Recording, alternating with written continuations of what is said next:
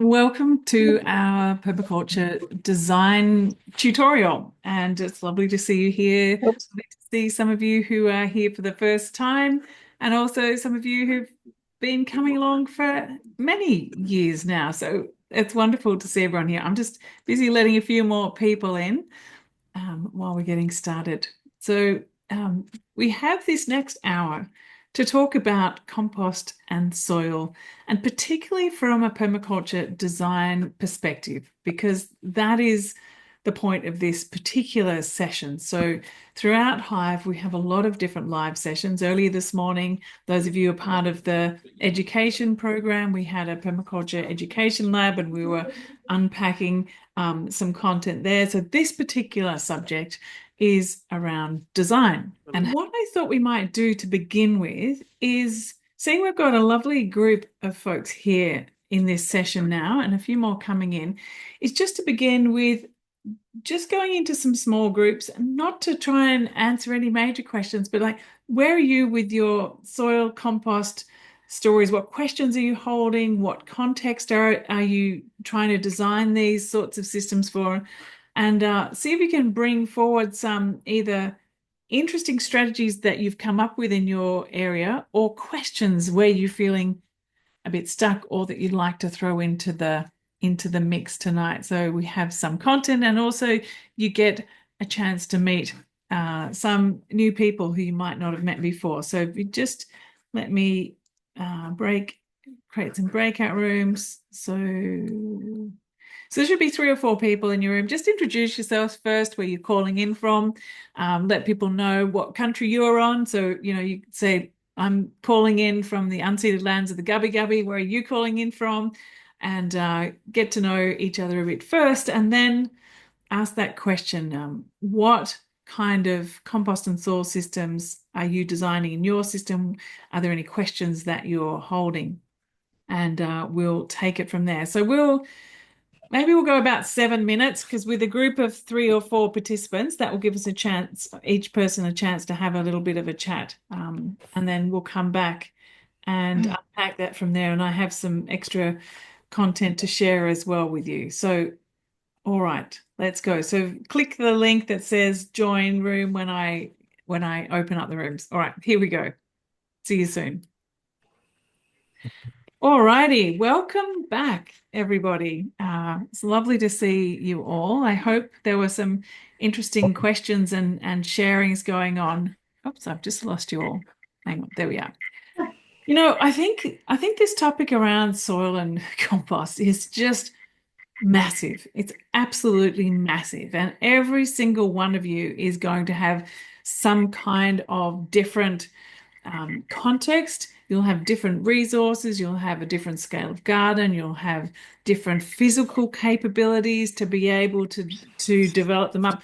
So this is why I think, like, if you're here doing this course as an educator, learning to be an educator in permaculture, to think about how you could possibly demonstrate many different kinds of systems that are available, so that you can show people the diversity of possibilities. So as you're running that part of your workshop, or you just have a workshop on composts and soils, that you can walk people through and say, well, perhaps you're in a smaller space and you might like this tumbler, or if you've got more space and it's further out in the field, you might like this 3 bay system or this hugel culture. Like, there are so many different ways that you can be replenishing, regenerating the soil with different kinds of composting systems. So just to keep that in mind, that sometimes, if your point is education, to make your systems as diverse as possible. Another thing, that if it is your own place, that we I don't know about you, but when I first started learning about gardening and things, you had a compost. It's like I don't do that anymore. It's like there are multiplicity of compost systems all over the place. Like, the whole place is in Compost. some kind of state of being composted. Like, there might be I just was out in the garden just straight out here the other day, and I was doing a whole lot of chopping and dropping. And so all that material that's going down there is an in situ kind of compost that will be taken in by all the soil organisms. And down further here, I was replenishing some of the keyhole pathways scooping the material out of the pathways that composted from last year and scoop that onto the garden bed, and then put more wood chips and materials that I'd chopped from twigs and things around the place into the middle. So the pathway is a compost, like the compost pathway. And then there's the worm towers in the middle, and further down there's something else. So rather than going, okay, there's the compost, and I'm going to take everything to that spot, and then I'm going to wheel it all back out again. If we actually think about the systems that we're in and how we can simplify it for us and really make things relevant and easy and in a state of that composting, continual composting, I think this is what's really exciting to think about from a design perspective. So I'm really keen to hear from people about that. Um, and I wonder, I did have some slides I wanted just to share with you. They are in the course, but I just wanted to touch on a few and bring out a few questions in that. But just before I do, I wonder if there are any particular questions that came out of that short conversation that you just had, like burning questions that you've come along to today with. You can either drop them in the chat or pop up your hand like that. Or you can pop up your hand like that too, Sarah. Go ahead. Hello. Hello. I just wanted to ask, our garden is sort of got a base of rock underneath it. We're on the sort of a plateau of rock. So I've just been trying to build up the soil. But I'm just wondering if there's a way of doing that on a sort of big scale rather than just buying expensive soil. I just feel like I'm never gonna, well, I will, but I'd like it to get deeper, quicker. Do you know, you know what I mean? So I can plant some, yeah. All right. Well, um, really good question. And I just noticed in the chat too that Andrew was saying one of the biggest things that came up in the group discussion was actually being able to get enough compost. And so this Mm. is why I really want to talk about this thing of being, shifting our mind from thinking a compost is like that bay or the tumbler or that. The compost is happening all the time, everywhere. And that our garden needs to be in a constant state of either growing things to be putting back into the soil or thinking about how we can be returning things, like getting that whole cycle happening. When we're just beginning, there's a few really key strategies for that. Uh, One in particular is casting our eyes beyond our boundaries. So to be, as you're out and out about walking around through your neighborhood, or, if you're in a rural area driving around, what abundances do you see on your place or in your Mm. neighborhood that you could be able to bring in and integrate into adding to your organic matter on this in your particular place? Is there a farm somewhere where you can get some local manures? Are there some uh, like a field of grassy things on the side of the road you can gather, green matter? Like, what is around you that you can gather? Or I when I was mostly in the city, I would go and find cafes. I'd get things like coffee grounds, or offices. I'd get waste paper scraps, or talk to the local mower people and collect their local mowing, or go to the local fruit and veg shop and collect food scraps. Like, what is in our field that we can access? Or there's, joining or forming or just creating a simple out the front community composting back where you're the point where people deliver materials to drop things off. So depending on where you are, um, that is something. But if you're just getting started, the concept that you might have heard of in permaculture is that of pioneers. So often when we're doing a garden, we want to go straight to the good stuff. We want to get the veggie garden cranking. You know, we want we want the orchard cranking, but maybe what we should be focusing on is actually planting the pioneers so we get the succession happening. So what are the things we need first? We need things that are going to grow abundantly in the rockiest of soil and give us the most abundant leafy matter that we can be chopping and dropping and making into material. So, for me here, for example, and notice around you, what are the things that seem to thrive without anyone doing anything with them? They're the things to go, oh, you really don't mind being in a bit of hardship around this place. Maybe you could help me over here. So, some of the things that I use all the time, and these are ones you hear a lot in permaculture kind of gardening books. So, lemongrass. For me, I just take a stick of lemongrass and I stick it in the ground and it just grows up abundance. And I just chopping and dropping and chopping and dropping that all the time.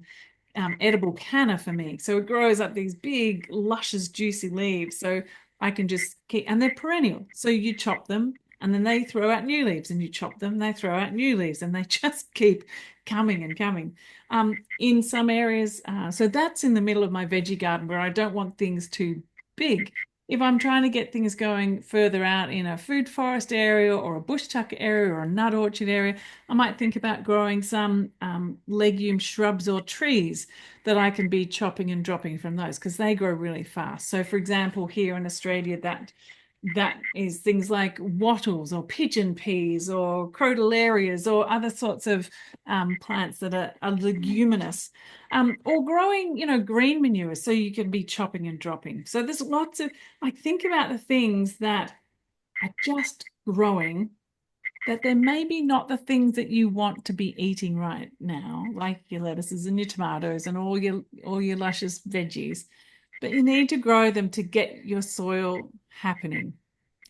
And so it's like taking that step back first before you try and move forward and think, okay, this is the goal. And so honestly, by doing that, I just gather up bundle loads of material. And this is the whole point of those no dig gardens. Really, it's like, what can I find around me?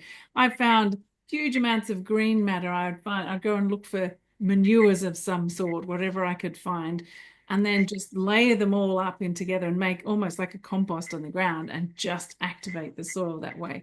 Or have, when I was first getting started, I did have more bay systems to batch produce huge amounts of compost. And I'd had a chipper, so I'd go around all those luscious, fast-growing things, throw into the chipper. It would whoosh and go straight into the into the compost bay. Mix it with a bit of the chicken manure, which is right next door, and then mix that up. Keep turning it every couple of days, and within a few weeks, I'd have really luscious stuff that I could put straight out onto the garden. And so, Chipper. Yep. chippers are good. Chippers are good. Or if you don't have a chipper, if they're little things that are not too, not too woody, you can run over it with a mower. That's a good thing. Or if you got a 10-year-old with some lots of scissors, oh, they really like that. Especially if they're big Yeah. and sharp, and they really like that even more. Anyway, I have got a 10-year-old who does like sharp things, so that will yeah. work well. But Yeah. my point is really like thinking you need to grow your soil. And I think it is so, so much better to try and grow your soil than to import your soil. Honestly, imported soil is depleted. It's a medium, but it's not alive. So even if you did need to import some soil just to get something going, you still need to activate it, I would say. Still make sure that you add life to it because it's pretty much denatured medium for sticking plants into, but it's not soil. And that I think is really important to remember. So, but if you do need to import something to get yourself started, don't beat yourself up and say, I can't do it. That's not permaculture. It's like, do what you need to activate things to get yourself going. In the meantime, if you have the time beforehand to be growing all these things and growing your soil, do you know one of the wonderful things that I find is that if you, and many of you have probably experienced this too, simply by laying, and if you get a bale of hay and you stick it on the ground and you water it and you leave it there for a long time, like what happens? It just kind of breaks down. And what's going on underneath is this like enormous amount of organic matter coming out, like a little bugs and worms come and break it down.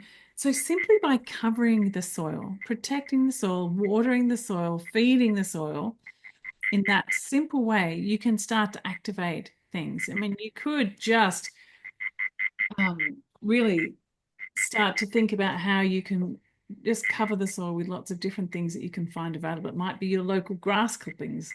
I think do a bit of an audit is the word I'm looking for, an audit of what you have around you. And every single one of you have something different. I mean, there's some things that you probably wouldn't want to put on, like not a whole bundle load of gum trees in Australia for gum leaves, for example. But I'm Yeah. pretty Yeah. pleased about that. If you get some in the mix, it's not going to hurt, but the whole lot is probably going to, deplete your capacity to grow a whole lot of things.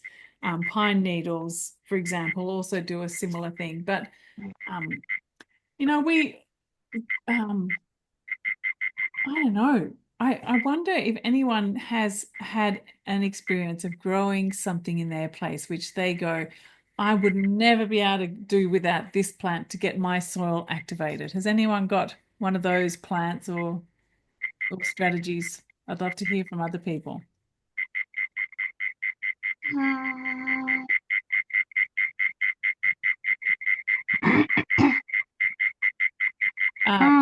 Oh, Daff, go ahead, Daff. I can see you there. Yeah.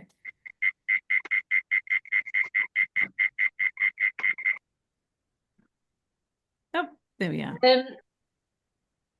Yeah, for me, it's comfrey. Yes. Yeah.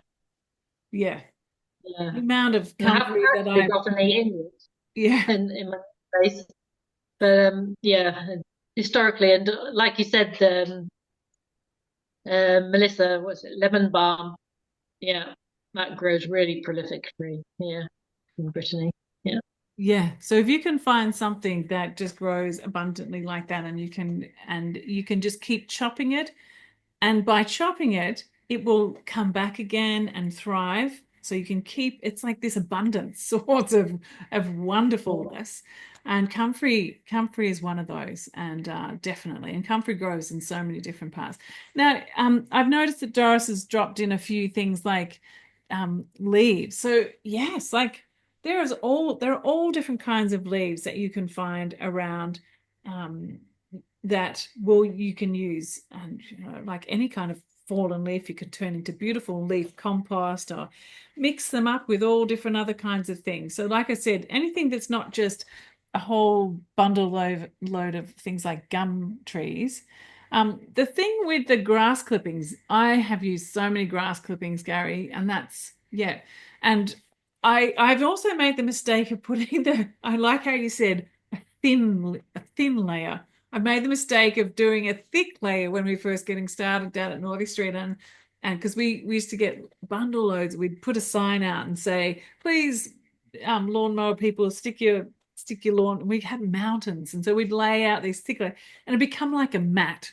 So much so that, like the rain wouldn't get through and it'd end up going a bit moldy. So I would tend to age my clippings first, or mix them with other things, or have it as a thin layer mixed with other materials as well. So yeah, that's right. Also mix them with hedge clippings, wood chips, all sorts of things. So that, wherever you are, there's got to be something that you can find to add. And this is part of that, using that first principle of permaculture, like observe and interact. Like find what's on your place in your garden where you are right there. What is there? If there's not anything growing right there right now, perhaps you could be starting to grow things that grow really fast where you are, and then be chopping and dropping those. And I actually, when I'm starting to grow a garden, pretty much 50% of the garden space is used to grow the organic matter I need to start the system itself. And then I try and keep about 30%. There's always just material that's going to be chopped and dropped. And so, like I said, I was out here the other day. I've got a whole lot of things like native gingers and the turmerics. Like turmeric leaves to me are a source of mulch. I just get so many of them, and same with the native gingers. And I had the acerola cherries and crotalaries, and I'm just going. I've got I've got blisters on my fingers from chopping and dropping so much. I thought I need to get some new tools that are sharper, or get my sharpening thing out. But it was fun, like going around seeing what's thriving at the moment, and even the things that are some of the trees that are like, I have a grama, so it's kind of a Brazilian cherry type of tree, a really delicious one, but the branches were starting to get so many leaves that they were drooping down, and I had to duck under. So I thought, okay, I'm just going to create all these beautiful archways through my food forest where I can walk through. And I just gently made these. I sort of looked at the shape of the tree and made these nice little walkways through it, and was sawing them off. And so I had these great big branches. And what I did was just found a spot along contour that I could then drop those branches. And then I got in and I snipped off some of the branches so that they were kind of like contour banks of branches that I sort of pushed down and then put other leaves on top. So they're basically, as the water comes down on the slope, it'll get caught behind there. Any materials, any leaves will get caught behind there, and then it will start to break that down. So I just keep adding to my contours with any materials that I am chopping and dropping. And I find that a really useful strategy. If I get too much stuff, if things are really growing big and I need, like the mulberry, when that gets huge, like growing a mulberry tree is a really good source of organic matter, by the way, because the leaf matter is enormous on that. You can put them through the chipper and get huge amounts, or just take the leaves off and use that directly as your compost. So the mulberry leaves, when they grow, that's so much I do need to chip them. I just can't layer them up. Otherwise, I end up with these mountains of sticks everywhere. So yeah, really think about that. What about weed tea? They're very abundant. Yes, you can.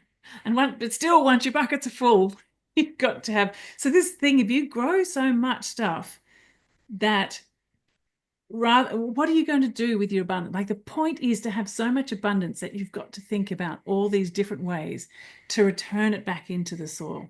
So, it could be, yeah, it could be through a liquid fertilizer. It could be through making contour banks of materials. It could be, you could dig a deep swale, and bury it in the soil so that as it goes in and as that material is covered, it helps to make food for the fungal networks. So lots of different ways all over. Sorry, Stenbergen, you've had your hand up there for ages. Go ahead. Well, there's something that I've been a bit curious to understand. Like part of course, the whole idea behind composting is to actually, I'd say the cheapest is normally getting food waste, maybe food that people have eaten, and it's instead of it being thrown away, of course. So the question is, since like when you look at my country, we've been doing a lot of GMOs, genetically modified food. So the question is, would that still serve as a good compost, or when you're doing the compost, especially when it comes to collecting the leftovers, do they normally act as good compost when you're composting them, or they're not the best when it comes to being part of the compost? Great question. Well, it's better to compost than not to compost it, and it's not going to be as the food is not as nutritionally dense for you as humans to consume than indigenous foods. But you'll still be able to, as you mix it in with all the other ingredients, turn it into quite a beautiful compost. And the thing is that if you do have it activated with soil organisms and all the fungal networks, that helps to break down all different sorts of things in it and turn it into something beautiful. So this composting process is absolutely magic. I mean, not magic. It's beautiful. It's a beautiful process of decomposition. So I would use everything like that you have access to, and try not to let any of it go to waste if you have access to that. The thing with food waste, though, is trying to find a system. And I'm really interested, maybe drop in the chat, what do you all do with your food scraps? Do you use a bokashi system? Do you drop it into a worm farm? Do you put it into a compost bin? Do you put it into worm towers? What do you do? Do you have a compost tumbler? Because the thing is with the food scraps is one, you can, if they have access, if rats or other animals have access to them and then take, they can spread disease in that way because they can attract, lots of vermin. So how do you design a system that can be sealed and protected so that it's actually, particularly the food scraps, are not open? So we've got food scraps going to plastic bin takes about 2 years, so it's a slow process. Garden beds dug in, use the sub pod system. So dig in cover bed, no rats. Yeah. So there are lots of different systems that you can see here, and I'll in the course I do describe a number of these different systems. So go back and review those if you'd like to. Module 15, maybe you're not up to module 15. Some of you might not be up to it. In both, whether you're doing the permaculture design course or the permaculture educators program, it's module 15 is the soil and composting kind of systems. If you've got access to the Incredible Edible Garden, you'll find a lot of content about soil in module 1, the first module of that. So go and have a look back at those systems there. Now, the simplest way, really, as Morag has said there, is digging it into the garden bed. So you could actually have a spot where you're digging it below a substantial amount of soil, so it's covered, and that preparing beds for the next time, like have a compost trench system. That's a really simple and old kind of system that people use.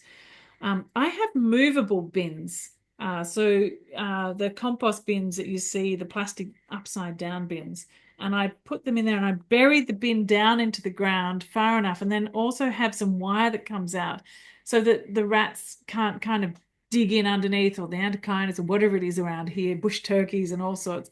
And so the wire goes out a bit further, I've attached, and then cover that up. And the material goes in the top.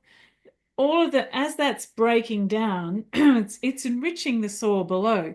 And so I do have like a little aerator in the top, so it keeps it moving. And then I can move that compost bin after 6 months or so to another spot. And then even if it's not fully broken down, I will allow that to sort of go back into the soil right there and enrich the soil right there, or maybe just move it a little bit. But this is the thing about that I was saying before about, rather than having only compost in one spot, be able to have these movable bins. You think, oh, where is my garden needing more attention right now? Where is the soil really depleted?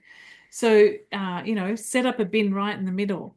So, maybe, Sarah, what you could do is have your compost bin right in the middle of one garden, make that your compost for a bit, and then lift it up and move it and put it in the middle of the next one, and that will help to activate one, and then you just keep building them like that as well. So that could be another way of getting that going. Chickens. If you've got chickens, I mean, chickens are, like hyper compost makers for you. So I have this area that I keep the chickens in, and I just keep tossing a whole lot of things in there. It could be things like finished vegetables or food scraps, or bits like a bale of hay or old grass or something, or chop down canners, bits and pieces, and I toss it on there. And they spend their days scratching around, having a lovely time, pooping their way through it as well, doing all the pre-mixing, so that what happens is you have this beautiful material that you just scrape out and put that into a little compost bay right next to where you are, leave it for a little bit longer, and then it's turned into an amazing compost right there and then. And then what I find is the soil that's underneath is also super rich. So I scoop that up as well, and then use that in gardens. So using animals as part of or not using, but integrating animals as part of your system. And whether that be chickens, or, even in a smaller area, it might be quails, working with worms at in a worm farm kind of situation. If you've got a bigger area, you might be working with your cows for like your rotational systems, or goats. Like, how can you integrate like the most regenerative food systems and soil and way to build the soil best is when we actually integrate animals. And if any of you came to that film last night, the night before, The Common Ground, one of the farmers was talking about his biggest livestock was actually the unseen livestock under the ground. The millions of microbes and organisms and worms that exist underneath the soil that are doing most of the work in terms of tending to them as well. So the more we tend to our earthworms, the more we tend to the microbes, there is more life that goes on underneath the layer of the soil than there is entirely above. And we forget about that most of the time. So yeah, so different sort of bins, keeping your food scraps outside. And then the Bokashi system. I'm not sure if anyone's else has been trying that, but Bokashi is that, yeah, effective microorganisms. So you have your bucket of a bucket of food scraps and you sprinkle this on each time you put it in and you squish it down so you don't have air. And it sort of ferments it. And then when you put that bucket in connected with the soil, it turns into organic matter really rapidly. So that is a particularly good system for processing food scraps. I wonder if anyone's had a really good experience with using Bokashi and like to share their way that they've made it work well for them. I Jana. did. Sorry. No, Yoshi, you go, then Jana. Yeah, I did many years ago. But the thing is, bokashi is like it's the anaerobic system. So not aerobic, and then so that must be the breakdown is very slow. And if you put the bokashi powder enough, that they tend to be more stinky and the smell. Yeah, so I think it's with the compost bin, so you aerate it quite often and they easily do that. Where the bokashi is tend to be stuck onto the the layer and then not to mixing, right? So that I use the two systems combined. So I find the Bokashi system is often a really good way to actually collect your food scraps for a couple of weeks, maybe maximum, and then take those out and put them into the garden, dig them into the soil, put them into your compost system, yeah, your yeah, worm yeah, farm. yeah. Like Because first, like a otherwise, preliminary fermentation, yeah, and then just get ready, yeah, and like a partially fermented and then put into the soil, yeah. and then actually I tried it many ways, and then as you mentioned that first I put the newspaper, make a layer, and then put everything in the bokashi bin, and then after that dig into the hole in the soil, and put into that all the bokashi and then cover up, and then after a few months it's the beautiful soil actually. Yeah. So it's a pre-composting, and then when you put it into the soil, it's like already partially composted and ready for the soil organisms to come in and really go. And then I make that some kind of like a fermentation of the newspaper, and the newspaper has so many absorb the microbe already, so that's why the layer, like a mildew layer, right, and then that becomes preliminary fermented. That was a good. Great, thanks Yoshi. Jana, how did you go with it? Hey, well, I live in a very cold climate, so and sometimes I'm a bit far from my summer cottage where I have my compost bin like outdoors. So I do when it's like snow, then I have my bokashi bins and it's very comfortable. And if it fills up, like in springtime, it's good to put it in this in the greenhouse, just to make a small trench and to like put the bokashi there, cover it up, because in greenhouses the temperature rises like quicker than outside, and sometimes when when there is already some growing happening in the greenhouse, then I add also the bokashi part in my worm. I have a bathtub system, Nice. so I put it there Yeah. for the worms. So, what I love about what I'm hearing is that there's indoor composting systems or compost collection systems or pre-processing systems. There's things that can happen in indoor growing areas. There's things that can happen in your zone 1 garden. There's types of compost that can happen in your zone 2 gardens. You're like your food, your forage gardens. There's things that can happen in the farm zone. And then there's a completely different kind of compost system that you would use out in your, harvest forest. So I think if we can keep in mind that there's different strategies for each of those different areas, and that regenerating the soil and creating compost systems is as diverse as the kind of thinking we have around, diversifying the plants that we put in. We also need to diversify the way we think about regenerating soil. And I think that is a really important thing to keep in mind. And there's different strategies and different scales for different areas. Some that require a lot more management, which are for the small scale systems, and some that are far more just rough and ready, like what I was doing out in the sort of the food forest, just the chopping and dropping and really rough material, because that's totally fine in that area. I don't need it to be really, neat and fine, because I'm not walking on it every day. You want to try and create systems that fit with the context that you're in. Does it help to break down tougher things like corn cobs, large seeds, mangoes? Yeah,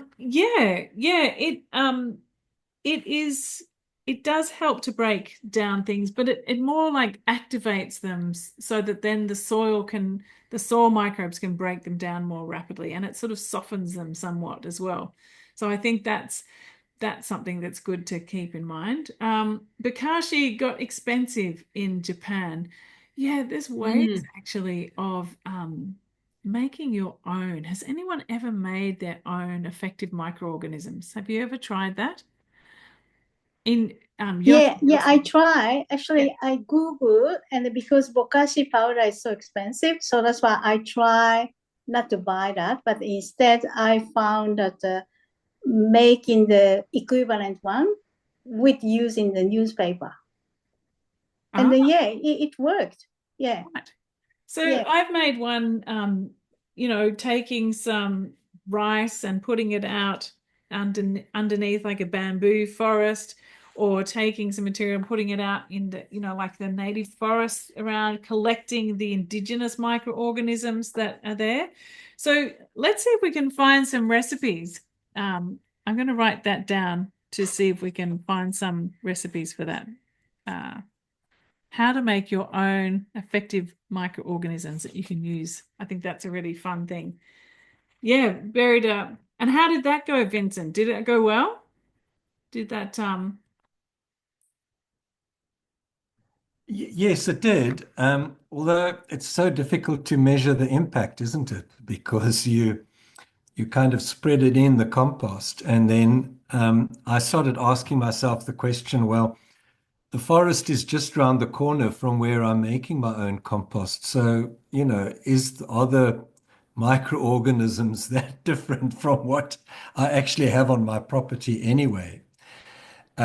But it was very interesting just to know that we could bury this box in the forest, and in a week we could come back and collect it, and it was just changed, full of all kinds of different things. And So, I think it could be interesting to do, the way that you could tell if you were wanting to be, scientific about this would be to do a control which had none, and then added some to another, and see how quickly it broke down and whether plants responded differently. But if you're already in a kind of an area that is close to the woodlands, but it would be interesting if you were sort of extracted a bit in an urban environment, and you have really depleted soils that don't have much microorganisms and much life going on of all different sorts, that I think we'd see, a far greater change there. But that would be an interesting thing to do, to have a little control. So then you know. I wanted to just quickly run through a couple of slides to share with you. But I did just, the question that you had, Melinda, before, is Melinda still here? I'm looking, she might have gone. Oh, no, there you are. You're right next to me. It's hard to see sometimes with so many faces. You were asking about whether to put things into your swales. It depends. It depends. Like, do you want to walk through your swales? Do you want to mow through your swales? What are your swales doubling as? If you're going to dig your swales deeper and fill them with a whole lot of extra material in the deep, and then you can cover them over with something you can walk along, then I would fill them. But otherwise, I would tend to put the material just on the edge of the swale so that I can still walk along it and it's adding to my swale barrier and it breaks down over time. So really just to keep in mind the design of your use and your management, because I know, my husband is the one who does most of the, slashing and whippersnippering, and we had some quite good, interesting conversations for a while about managing edges of swales and where to put twigs and things. Because, if you're managing a piece of land where there's a lot of fast growth and they come through a whole lot of twigs, it gets really difficult to manage. So think about how you can cover that over with living mulch, or maybe bury it deeper so it's breaking down more rapidly, or chop it up more so that it's really helping to enhance the system. Sometimes we can make more trouble for ourselves if we don't think it through a little bit more. And there's a question here too I saw from, who was it? Sarah. With things like broccoli, should that be chopped and dropped with the roots kept in the soil? Okay, good question. So one of the things that I do recommend all the time is that as you're growing your garden, instead of pulling the whole thing out when you finished it, is to chop and leave the roots in the soil, and that way they will break down. So sometimes you might feel like, oh gosh, there's way too many, it's way too tough. But if you water it for a while and cover it over with mulch, you'll find that they'll break down really quite rapidly. And if you are chopping and dropping things, and if they are really big, that's where I have those sort of long handle shears, and that's my job. I get in and like make them into smaller things. And sometimes if they're really big like that and you've got chickens, I might actually even give that bit to the chickens and they can have a go at it first, process it a bit more, and then get them, so instead of it just going from here to the garden, it goes via the chickens, feeds the chickens, I get the eggs, it makes more manure, more compost. And so you're adding yields into that as well. So think about how many more different stages you can add. So how can you add complexity to that system? But yeah, just use your intuition, Sarah. Like if it looks a bit too chunky and you can't really manage your way around it to plant, then chop it up a bit, move it somewhere else. But as much as you can, leave the roots in the ground, because that way they're going to be feeding the soil and not disturbing the soil as much. Yeah. And this, yeah. Yeah, that's right. So Vincent said at the bottom here that vermicompost provides all the nutrients that a plant needs without having to add extras. Yeah, so the thing is, like with worm castings and with compost, if you are constantly adding and creating this sort of constant flow of worms and compost and chop and drop and constantly top dressing your soil with things, you'll be feeding it what it needs, and particularly if you have a diversity of things going onto it. And look at what your plants are telling you. If your plants are telling you that they're looking a bit wilty or yellowy or spotty, then perhaps the vibrancy of the plant will tell you whether it's lacking or not. So compost is, I was going to say you can't have too much compost. Maybe you could, but there's compost. The answer to sandy soil is more compost and organic matter. The answer to rocky soil is more compost and organic matter. The answer to clay soil is compost and more organic matter. Like one helps to build structure, one helps to open it up, one helps to add more of a sponge, one helps with more drainage. Like, it creates the balance and structure that life needs to exist within that soil. So I think the question, do you need to cure compost?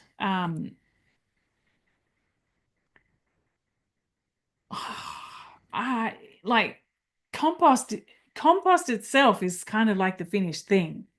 So compost is ready to go. You can have multiple stages of it not being quite ready. It's like when you pick it up and it's like it's crumbly and it's moist and it smells good. That's finished compost. That's ready to go. If it's still sticky and smelly and got bits of egg shells and bits of avocado still all mushy in it, that's not ready to go. That's still in flow. So you can add that into your garden if you want to, because it will continue to compost in your garden and be absolutely fine. But I think once it's to that beautiful stage, like, that is just ready to go, absolutely. And I would hazard to suggest that we don't use compost as mulch. Like, I see that in a lot of places. Compost is too precious to have as mulch. And if you have it as mulch, you probably end up with a lot of the nutrients actually being evaporated. So always have something on the top of the compost. And I'm not saying dig it in necessarily. You can you've got your garden, you top dress it with some compost, but maybe then add a little bit of mulch of some sort. If you're in a cooler climate, maybe just a little bit. But I really, anywhere that's warm and the sun is going to get intense, cover your compost. I know that in some places when it's really cool, you might need the dark to absorb the temperature. So that's why I'm kind of like hesitating a bit. It's hard to be like across the board saying this is the cookie cutter recipe for everything. But where it starts to get hit by the sun and the moisture being sucked out of it, and it's going to actually kill the microorganisms inside. So just use it with love and care because it's alive. It's a living thing. Compost is alive. It's full of life. So we need to treat it with love and care. That's all I wanted to say with that. So we're kind of there was a few things. Let me just share my screen, because I did have something that I was going to share with you, but you can find this in the chat. Let me go here and go to full screen. Okay, so you can find this presentation in there. I just want to remind you to go and have a look at it. There's the presentation with the voiceover on it as well, but really focusing in on healthy soil being what you need to focus on for really getting healthy food. And we need to get to know and feel your soil. Like, what is your soil like? What is the soil in your area? What does good soil in your area feel like and smell like and taste like? You really get close and get to know your soil. And then make sure you feed the soil life, protect the soil structure, and really try and work with the natural processes. So we're talking about instead of this concept of working the soil, we're tending to the soil. So, really trying to turn back what's happened across the globe. There's so much harm that's been done from chemicals, tillage, exposure to the elements, compaction, and just lack of organic matter.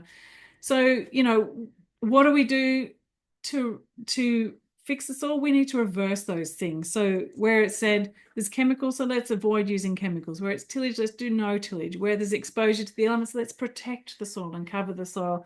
Where there's compaction, let's try and not walk on the soil as much, or have particular pathways where we do, and the rest of it's we're just building up the aerated soil that's there.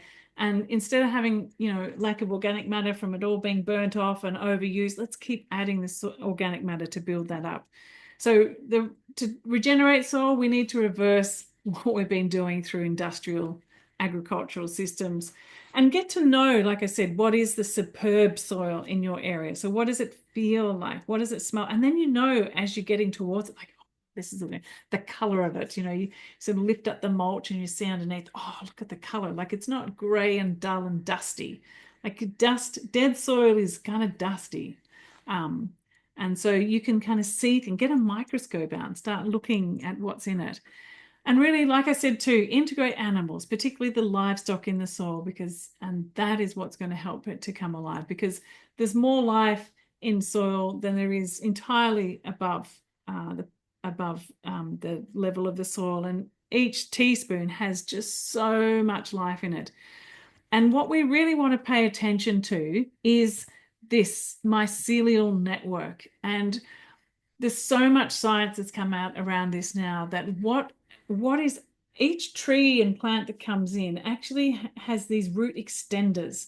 And basically that's the mycelium, the hyphae, these little threads that connect onto the end of pretty much every root and go further into the cellular structure of the soil, collecting moisture and nutrients. And it's this symbiotic relationship. And so the trees are feeding the mycelial networks with sugars to feed it, and they are feeding with nutrients and moisture. So without the fungal networks, the trees can't thrive because they're not getting as much food and not getting as much water. So in order for this to thrive, like what kills fungus? Chemicals, chopping up, because those little threads, if they get chopped up, they have to build themselves again. Chemicals kill the fungus if it dries out too much, if it's exposed. So we have to ask this question: what will make those mycelial networks thrive again? And so that is, not using the chemicals, not chopping it up too much, covering it so it's not getting dried out. And so all of these things are the same as what we talked about just a few moments ago. So this is a really important thing to get our heads around. And organic matter matters, like how much organic matter we add into the soil. So I'm constantly top dressing the soil to make sure that there's always food for everything, because organic matter is food for the soil. And you can do this with all different sorts of things. Could be your compost, it could be your chop and drop leaves, any leaf matter, the mulching, cover crops. But the most important thing, I think, is to mulch and cover the soil, but also to have living things in the soil. Like, rather than leaving things fallow, like try and leave things growing in there, because the more that life is happening, the more life will be thriving. We talked about this already. So the chopping and dropping and making sure you're leaving as much roots as you can in the ground, and then maybe top dressing over the top of that with more compost, using cover crops, living mulches. So in my particular area here at the moment, what's going on, there's things like I've got comfrey going on, there's sweet potato. This is a sweet potato picture. At certain times of year, there's nasturtiums, other times there's pumpkins, sometimes there's like crawling beans of different sorts, or different sorts of little legumes growing. And I really try and make sure that, particularly underneath orchards and further areas, that I have these cover crops going on, so that living mulch, so there's that aliveness.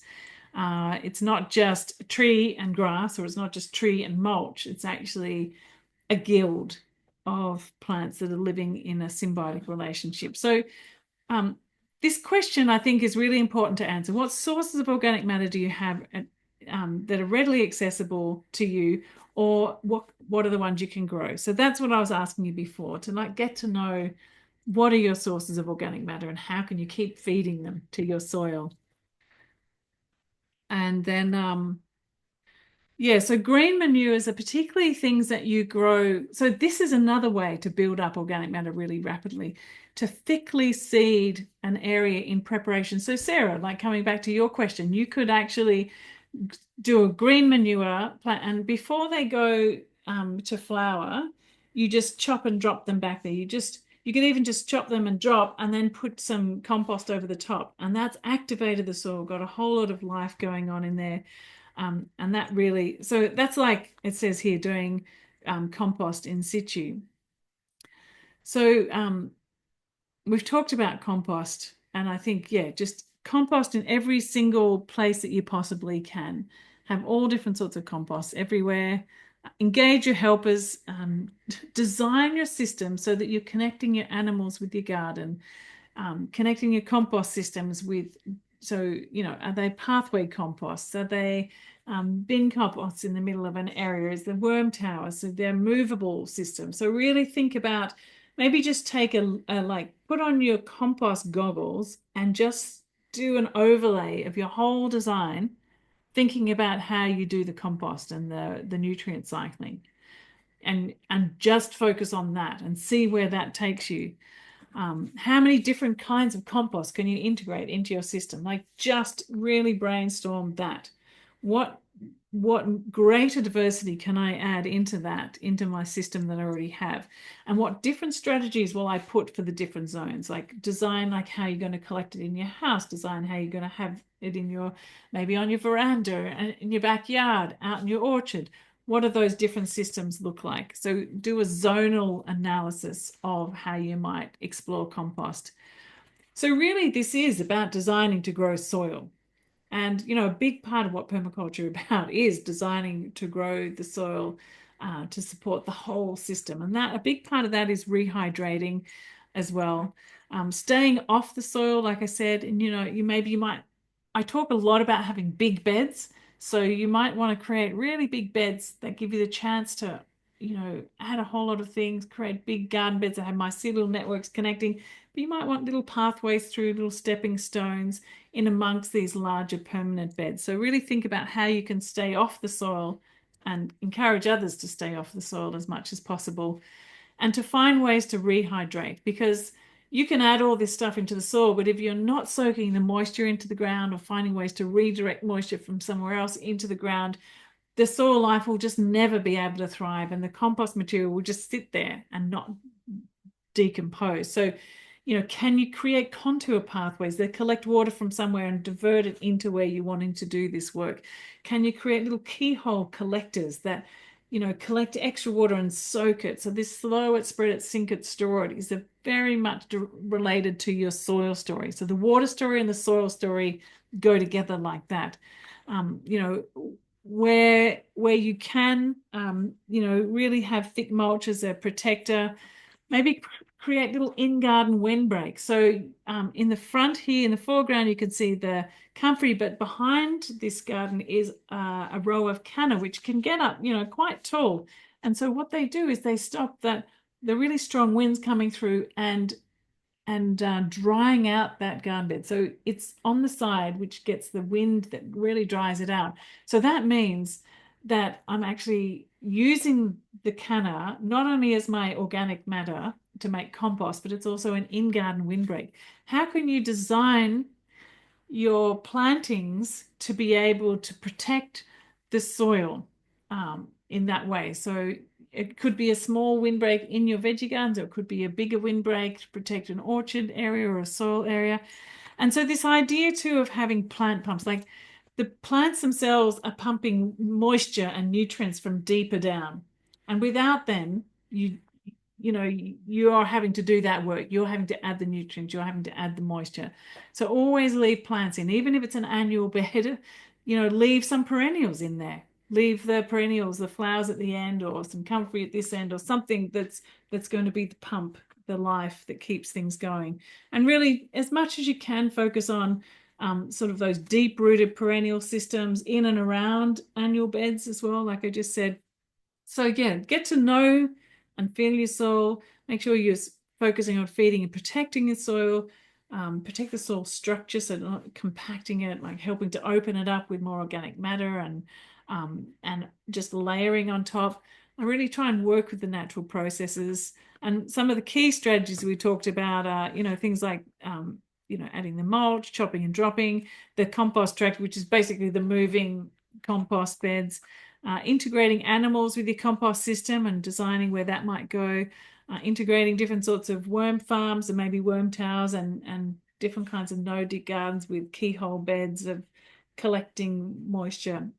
So that was just a little bit of an overview, remembering of some of the key soil strategies that we can think about. But where I really do want to encourage you to go is to do design thinking around how you're going to include as many different compost and soil regeneration and soil building, soil growing strategies in your garden. And you may, use those zone thinking, but then also think beyond your boundaries. Maybe it's a neighborhood collaborative approach. Maybe there's other things that are in the bioregion that you might be able to access.